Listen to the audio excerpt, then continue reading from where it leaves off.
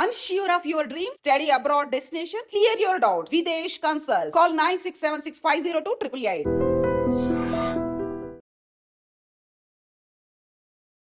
Namaste, welcome to iDream Social Spotlight with Kavita.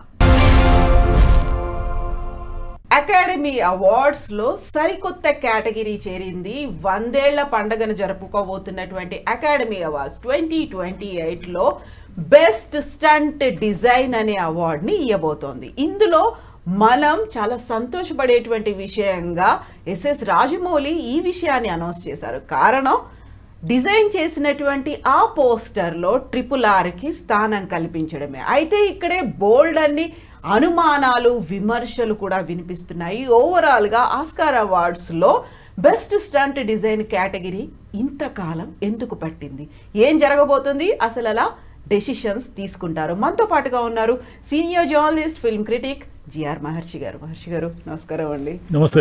So ఇది అందరూ తెలుగు వాళ్ళు గర్వించదగ్గ, ఆనందపడ్డ క్షణము అనేది టాలీవుడ్ ఇండస్ట్రీ నుంచి వస్తున్నటువంటి ఒక వార్త. సంతోషపడే క్షణాలు అని ఎందుకు అంటే, ఆస్కార్స్ వాళ్ళు డిజైన్ చేసినటువంటి, రిలీజ్ చేసిన పోస్టర్లో RRR ఫైట్ సీన్ అనేది అక్కడ కనిపిస్తోంది అనేది. ఎట్లా చూస్తున్నారు మొత్తం ఈ అంతా ఎపిసోడ్ని మీరు?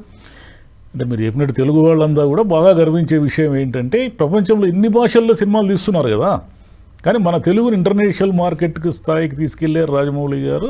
ఆ సినిమాకు సంబంధించిన పోస్టర్ని వాళ్ళు ఆ స్టంట్ అవార్డుల దీనికి సంబంధించి దాంట్లో ఒక పెట్టడం అనేది చాలా సంతోషం. అంటే మనకు ఆ రేంజ్ గౌరవం దక్కింది. మనకు ఆస్కార్ వచ్చింది కదా, ఆస్కార్ రావడమే కాకుండా ఆస్కార్ వాళ్ళు తెలుగు సినిమాల్ని గుర్తిస్తున్నారు అనేదానికి ఇది ఒక ఉదాహరణ. అన్నిటికంటే ఆశ్చర్యమయ్యే విషయం ఏంటంటే, ఇన్నేళ్లుగా అకాడమీ అవార్డులో స్టంట్ అనేదానికి స్థానమే లేదనేది కొంచెం ఆశ్చర్యంగా ఉంది. ఎందుకు మనం ఇంతకాలం మనం చాలా అవార్డులు చూస్తున్నాం కదా, ఎవరు డిమాండ్ చేయలేదా, లేకపోతే దీని గురించి ఎవరు పట్టించుకోలేదా? అసలు స్టంట్లు లేకుండా సినిమాలు ఎక్కడ ఉన్నాయి అని అన్ని జోనర్లలోనూ స్టంట్లు అన్నిట్లో ఉన్నాయి కదా. ఇప్పుడు వాళ్ళు హాలీవుడ్లో తీస్తున్న అనేక సినిమాలన్నీ కూడా సగం స్టంట్ మాస్టర్లే కదా తీస్తున్నారు. వీళ్ళు ఎక్కడ తీస్తున్నారు? డైరెక్టర్లు ఓ పావు భాగం గ్రాఫిక్స్ వాళ్ళు తీస్తారు, ఒక 30% స్టంట్ మాస్టర్లు తీస్తారు, మిగిలింది వీళ్ళు ఉంటారు, అంతే కదా. అది ఏందో ఆశ్చర్యంగా ఉంది. అసలు స్టంట్స్ లేకుండా సినిమాలని మన తెలుగు సినిమాల్లో కూడా మామూలుగా చిన్నపిల్లలు ఎందుకు బాగా, ఇప్పుడు మా చిన్నప్పుడు మా జనరేషన్లో కూడా టైటిల్స్ పడేటప్పుడే స్టంట్స్ అని ఉంటే మాకు కొంచెం సంతోషం అనమాట. ఏదో కొట్టుకుంటారు, ఫైటింగ్ ఉంటుంది. ఎన్టీఆర్ అప్పుడు అంతా డూపే. ఎన్టీఆర్ ఒకసారి ఇలా క్లోజప్లో కత్తి తిప్పితే డూప్ 10 సార్లు తిప్పేవాడు. అందులో కాంతారావు గారికి కత్తి కాంతారావు అని పేరు వచ్చిందంటే అక్కడ యుద్ధాలు కొన్ని చేసేవాళ్ళు, క్లోజప్ షాట్స్ మాత్రమే వీళ్ళు చేసేవాళ్ళు. ఈవెన్ గుర్రం స్వారీ కూడా చేసేవాళ్ళు కదా మన హీరోలు. ఎన్టీఆర్ గారు అదేంటి స్టూడియోలో ఒక చెక్క గుర్రం ఉంటే ఇప్పుడు కనిపెట్టాము, అప్పుడు తెలియదు కదా. ఇట్లా ఇట్లా అంటూ ఉంటాడు, అది ఆయన గుర్రం మీద పోతున్నాడేమో అని మనం అనుకుంటాం. పైగా ఆయన చెమట కూడా తుడుచుకుంటూ ఉంటాడు. పరిగెత్తేది గుర్రం అయితే ఈయనకి ఎందుకు చెమట పడుతుంది? అది ఊరికి లాజిక్ అందలే ఆ రోజు. కృష్ణ గారు జేమ్స్ బాండ్ కావడము, ఇవన్నీ కూడా ఆయన ఒక రేంజ్ సూపర్ స్టార్ కావడానికి కారణం ఏంటంటే ఈ స్టంట్సే. 1966లో హాలీవుడ్లో మీకు గుడ్ బ్యాడ్ అండ్ అగ్లీ ఒక ఇది మాదిరి వచ్చేసింది. ఉప్పెనలాగా ఆ సినిమాలు రావడంతో కౌబాయ్ సినిమాలన్నీ 66 గూఢచారి 116 తర్వాత వచ్చిన సినిమాలన్నీ కూడా ఒక 10 ఏళ్ల పాటు కృష్ణ గారివన్నీ కూడా ఈ క్రైమ్ సినిమాలే, కౌబాయ్ సినిమాలే. కానీ కౌబాయ్ ఎక్కడ ఉన్నాడు మనకు? మనం గుర్రాల మీద పశువులు కాసి అలవాటు మనకి ఎక్కడ ఉంది? అది మన కల్చరే కాదు అది. కానీ కృష్ణ గారి సినిమాలన్నీ కూడా ఆ రోజుల్లో నిలబెట్టింది స్టంట్ మాస్టర్లే. కానీ వాళ్ళకి ఎప్పుడూ గుర్తింపు లేదు పాపం. వాళ్ళ పేర్లు టక్కని ఒక 4 పేర్లు చెప్పమంటే మనం తెలుగులో చెప్పలేని పరిస్థితి. వాళ్ళు ఏదో ఒక అనామకంగానే ఇన్నేళ్లుగా ఉండిపోయినారు. ఆ డూపులు వీళ్ళంతా చేసే కాలం పోయి ఒరిజినల్ ఫైట్స్ చేసే కాలం చిరంజీవి గారితో స్టార్ట్ అయింది. చిరంజీవి గారి కంటే ముందంతా డూప్లు సాయంతో ఫైట్లు చేసిన వాళ్ళే. చిరంజీవి గారు రావడం ఎలా వచ్చారంటే ఒక తుఫాన్ లాగా వచ్చాడు. ఆయన ఒరిజినల్ ఫైట్స్ చేస్తాడు, తెలిసిపోతూ ఉంటుంది ఇది ఆయనే చేస్తున్నాడు. దూకడము, ఎగరడము, కొట్టడము ఇవన్నీ కూడా. అంటే చిరంజీవి గారు ఆ రోజుల్లో సుమను, భానుచందరు వీళ్ళందరూ కూడా ఒరిజినల్ ఫైట్స్ చేసేవాళ్ళు. అందులో మార్షల్ ఆర్ట్స్ నేర్చుకున్నారు. అంటే సినిమా అనేది ఎంత ప్రభావితం చేస్తుందంటే, 1973లో ఎంటర్ ది డ్రాగన్ వచ్చే వరకు కూడా కరాటే అనే పదం ఎవరికి తెలియదు. మన దేశంలో ఆ సినిమా రావడానికి కొంచెం టైం పట్టింది. అంటే మామూలు చిన్న చిన్న ఊర్లలో కూడా 4 ఆటలు వేసిన ఏకైక English cinema enter the dragon. Enter the dragon వచ్చిన తర్వాత 76, 77 తర్వాత ఊరూరులోనూ కరాటే స్కూల్స్ వచ్చాయి. ప్రతి ఊరిలోనూ ఒక కరాటే మాస్టరు గ్రౌండ్లో 20 మంది పిల్లల్ని తీసుకొని ఆ ఊ అని అరుస్తూ ఉంటే, అంటే బ్రూస్లీ అనే వ్యక్తి ప్రపంచాన్ని ఎంత ప్రభావితం చేశాడంటే తన స్టంట్స్ ద్వారా. బ్రూస్లీ ఎంటర్ ది డ్రాగన్ తీసిన తర్వాతే ఈ ప్రపంచానికంటే ముఖ్యంగా మన దేశంలో మన ఊర్లలో, మన తెలుగు ఊర్లలో, చిన్న చిన్న ఊర్లలో కూడా కరాటే స్కూల్స్ కానీ కరాటే నేర్చుకునే పిల్లలు కానీ ఉండడానికి కారణం ఏమిటంటే బ్రూస్లీ వచ్చిన ఎంటర్ ది డ్రాగనే. ఇప్పుడు వీళ్ళ తర్వాత మీరు చెప్పినట్టు చిరంజీవి గారు ఇంకోరు మార్షల్ ఆర్ట్స్ నేర్చుకున్నారన్నారు కదా. ఈ మార్షల్ ఆర్ట్స్ వీళ్ళు నేర్చుకోవడానికి కారణం ఏమిటంటే ఎంటర్ ది డ్రాగనే. ఎంటర్ ది డ్రాగన్కి ముందు తెలియదు మనకు. అంటే మనకంత మల్ల యుద్ధాలు, కుస్తీ పోటీలు ఇవి తెలుసు కానీ, ఇవి తెలుసు మన ఒరిజినల్ మన సాంప్రదాయకమైన ఇవన్నీ తెలుసు కానీ ఈ కరాటే తెలియదు మనకు. అంటే ఒక సినిమా ఎంత ప్రభావితం చేస్తుంది అనే దానికి ఉదాహరణ ఏంది. మీకు ఈ శంకరాభరణం వచ్చినప్పుడు మ్యూజిక్ టీచర్లకు విపరీతమైన డిమాండ్ పెరిగింది. సాగర సంగమం వచ్చినప్పుడు విపరీతంగా పిల్లలు డ్యాన్స్ నేర్చుకున్నారు. మంచి విషయాలు ఇవన్నీ కూడా. అంటే ఒక సినిమా ఎంత సమాజాన్ని ప్రభావితం చేస్తుంది అని.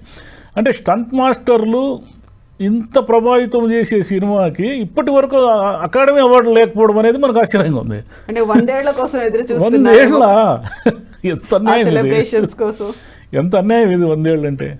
జాకీ చాన్కి అదే కదా, జాకీ చాన్ అనే అతనే కదా మొత్తం 20 ఏళ్ళుగా ప్రభావితం చేస్తున్నాడు స్టంట్స్ అన్నింటినీ. అవును.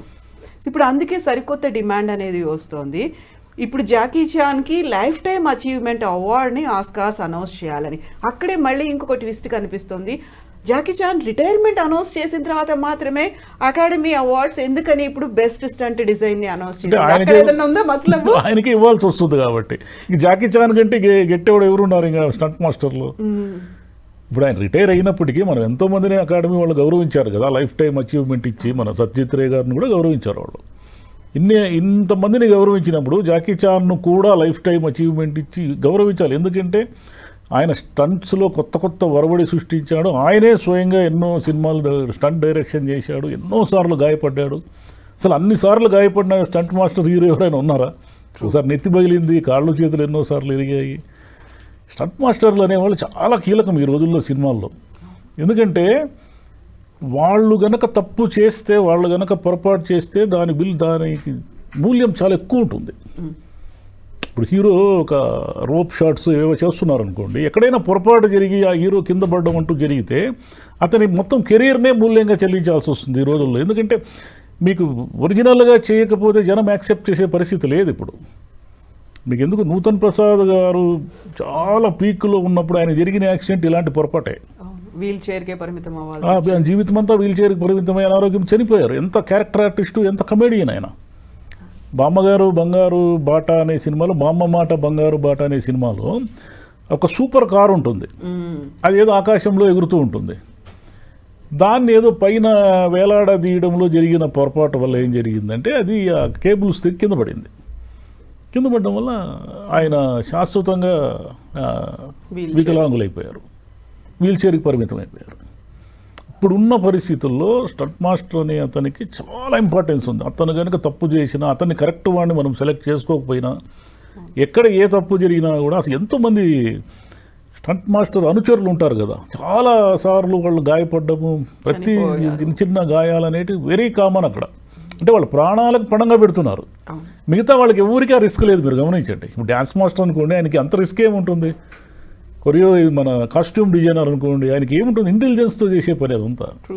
ఇది ఫిజికల్ రిస్క్ ఉంది దీంట్లో. కనీసం ఈ 100 ఏళ్ల తర్వాత అయినా ఈ రిస్క్ అకాడమీ వాళ్ళు గుర్తించారు. నాకు ఆస్కారే కదా సినిమాల్లో #1 అవార్డు, ఇంకేముంది లేదు కదా. మిగతా ఏవైనా ఉన్నా కూడా అకాడమీ అవార్డ్స్ తర్వాత మనము చూడాల్సిన విషయాలే తప్ప దానికి మించింది లేదు కదా. మరి ఎందుకు ఆయన చైనా వాడని ఇంతకాలం పట్టించుకోలేదా? చైనాకి అమెరికాకి ఇప్పుడు అసలు యుద్ధం జరుగుతూ ఉంది కదా, సుంకాల మీద సుంకాలు వేసుకుంటున్నారు. కాబట్టి జాకీ చాన్కి ఇవ్వకపోవడం అంటూ జరిగితే అది వివక్షనే అందరూ అనుకోవాల్సి వస్తుంది. ఆయన అభిమానులు కావచ్చు, స్టంట్కి సంబంధించిన వీళ్ళు గౌరవించే పద్ధతి అది కాదేమో అని అనుమానం వస్తుంది. ఎగ్జాక్ట్లీ. ఇప్పుడు 60 ఏళ్ల సినీ కెరీర్లో 150కి పైగా సినిమాలు. వెరీ రీసెంట్గా ఆయన రిటైర్మెంట్ని అనౌన్స్ చేసినప్పుడు వాళ్ళ కూతురుతో కలిసి ఎమోషనల్ అయినటువంటి ఒక వీడియో ప్రపంచవ్యాప్తంగా సర్క్యులేట్ అయింది. కన్నీళ్లు పెట్టుకుంది కూతురు. అంటే ఎలాంటి రిస్కులు చేశాడు మా ఫాదర్ అన్నట్టుగా తను కన్నీళ్లు పెట్టుకుంది. జాకీ చాన్ కూడా చాలా ఎమోషనల్ అయిన, అది హృదయాల్ని టచ్ చేసేటువంటి ఒక వీడియో. నిజంగా లైఫ్ టైమ్ అచీవ్మెంట్ అవార్డ్ అయితే తనకి ఇవ్వాలి. బట్ ఇక్కడ సెలక్షన్స్ కేటగిరీ అనే సెలక్షన్స్ని ఎలా చేస్తారు అనే దాంట్లో మళ్ళీ ఒకటి కనిపిస్తుంది. స్టంట్ అనేది ఎవరో ఒకరు సింగిల్గా చేయరు కదా, ఒక అన్ని డిసిప్లిన్స్ కలిసినటువంటి ఒక కొలాబరేటివ్ ఎఫెక్ట్. అది ఆ వర్క్లో ఒక సింగిల్ పర్సన్కి ఎలా ఇస్తారు అనేది స్టంట్ మాస్టర్స్ దగ్గర నుంచి వస్తున్నటువంటి మాట. అంటే కెప్టెన్ ఎవరు ఉంటారో వాళ్ళకే ఇస్తారు. ఇప్పుడు దర్శకుడికి కూడా ఒక 20 మంది టీం ఉంటారు. ఆ 20 మందికి కలిపి ఇవ్వరు కదా, అతను కెప్టెన్ కాబట్టి ఆయనకి ఇస్తారు. అలాగే స్టంట్కు సంబంధించి ఏదైనా ఇప్పుడు ప్రతి ఆర్ట్లోనూ అనేక మంది సమూహంతో కలిసి చేసే పని కదా సినిమా అంటే. ఒక నటుడు అనుకోండి, నటుడు తాను మాత్రమే నటిస్తాడు, తాను ఏదో డైలాగ్ వింటాడు నేర్చుకుంటాడు, అది అతను ఓను. కానీ ఒక ఆర్ట్ ఉందనుకోండి, ఒక పాట ఉందనుకోండి, ఆ పాటకు గాయకుడు పాడినంత మాత్రాన అనేక మంది 50 మంది 100 మంది ఆర్కెస్ట్రా ఉంటేనే కదా ఆ పాట అవుతుంది అది. కాబట్టి దీన్ని అలా కెప్టెన్కే ఇస్తారు అంతే. కెప్టెన్ మీరు చెప్పినట్టు జాకీ చాన్ గారు వీడియో కానీ అవన్నీ కానీ మనకు చూస్తే ఏంటంటే ఆయనకు ఒకరు అవార్డు ఇచ్చేది ఏమీ లేదు. ఇప్పుడు అకాడమీ వాళ్ళు ఇచ్చినా ఇవ్వకపోయినా జాకీ చాన్ అనే అతను ప్రపంచమంతా తెలుసు. ఈరోజు మన చిన్న మండల కేంద్రంలో కూడా తెలుసు కదా. మామూలుగా అయితే ఎక్కడ జాకీ చాను, ఎక్కడ ఒక చిన్న ఊరు, ఆ చిన్న పల్లెటూరులో కూడా జాకీ చాన్ పేరు చెప్తే పిల్లలు అవునవును మేము చూసాం జాకీ చాన్ సినిమాలు అంటారు. రైట్, న్యాచురల్ కదా అది. పోస్టర్లు కూడా కనిపించేవి కదా, ఒకవైపు బ్రూస్లీ కనిపించాడు, ఒకవైపు జాకీ చాన్ కనిపించాడు. బ్రూస్లీకే అన్యాయం జరిగింది. అతను తొందరగా చనిపోవడం వల్ల ప్రపంచాన్నంతా ఈ మార్షల్ ఆర్ట్స్లో ప్రభావితం చేసిన ఒక నటుడు అంత తొందరగా చనిపోవడం వల్ల అతనికి ఏమీ దక్కకుండా పోయింది. పాపం అతను ఏమీ లేదు కదా, ఏ అవార్డులు లేవు, ఏమీ లేవు. అతను తన సినిమా ప్రపంచాన్ని కుదిపేస్తుందని తెలుసుకునేలోగానే చనిపోయాడు. ఇంకా అన్యాయం అది. ఎంటర్ ది డ్రాగన్ అనేది ప్రపంచాన్ని కుదిపేస్తుంది అనే విషయం కూడా ఆయనకి పూర్తిగా తెలియదు. అంత అన్యాయంగా చనిపోయాడు పాపం ఆయన. సో ఇప్పుడు సెలక్షన్ కేటగిరీ సెలక్షన్స్కి సంబంధించి చూసుకుంటే 2027లో రిలీజ్ అయినటువంటి సినిమాలకి 2028లో ఇస్తాము. అప్పటికి అకాడమీ అవార్డ్స్ స్టార్ట్ చేసి 100 years అవుతోంది అనేది. సో సినిమాలు ఏమైనా పోస్ట్పోన్ చేసుకుంటారా 27 అప్పటిదాకా? వెరీ ఫస్ట్ స్టంట్ మాస్టర్ మేమే. అకాడమీ అవార్డుల కోసమే ఎవరు సినిమాలు తీయరు. నంబర్ 1 అది మనకు అన్ని యాక్సిడెంటల్గా అన్ని కలిసి వస్తాయి. ఒక్కొక్కసారి అకాడమీ అవార్డులు తిరస్కరించిన వాళ్ళు కూడా ఉన్నారు. మ్యార్లిన్ బ్రాండో అనే నటుడు నాకు వద్దుపో అన్నాడు, మీ పద్ధతి సరిగా లేదు, మీ గవర్నమెంట్ పద్ధతి నాకు వద్దుపో, నేను తీసుకొని పోన్నాడు. అట్లా వాళ్ళు కూడా ఉన్నారు. దానికోసం అది ఒక గొప్ప అచీవ్మెంట్, అద్భుతం అనుకున్న వాళ్ళు ఉన్నారు. మాకేం అవసరం లేదు నీ అవార్డు, జనం ఇచ్చేదే మాకు అవార్డు పోనే వాళ్ళు కూడా ఉన్నారు. కాబట్టి ఇప్పటికైనా జాకీ చాన్కి లైఫ్ అచీవ్మెంట్ అవార్డు ఇస్తే అకాడమీ వాళ్ళు తమను తాము గౌరవించుకున్నట్టు, తాము ఎవరినో గౌరవించుకున్నట్టు కాదు. కాబట్టి ఆ జ్యూరీలో కూడా దానికి సంబంధించిన వాళ్ళు అంటే ఎలా నిర్ణయిస్తారు, మీరు చెప్పినట్టు అడుగుతున్నారు కదా, ఎలా నిర్ణయిస్తారు ఒక ఫైట్ని? అన్ని సగం గ్రాఫిక్స్ ఉన్నప్పుడు ఎలా అతను అద్భుతం అని మీరు చెప్తారు అనే దాన్ని కూడా కష్టమే. మొత్తం కంప్యూటర్తో మిళితమైన ఈ ప్రపంచంలో ఏది ఒరిజినల్ ఏది కాదు అనేది కూడా కనిపెట్టడం కష్టం. దానికి సంబంధించి ఇంకా ఆ నిపుణులు ఏమైనా దాంట్లో ఉంటే తప్ప. మన తెలుగులో మాత్రం స్టంట్ మాస్టర్లకు చాలా అన్యాయం జరిగింది.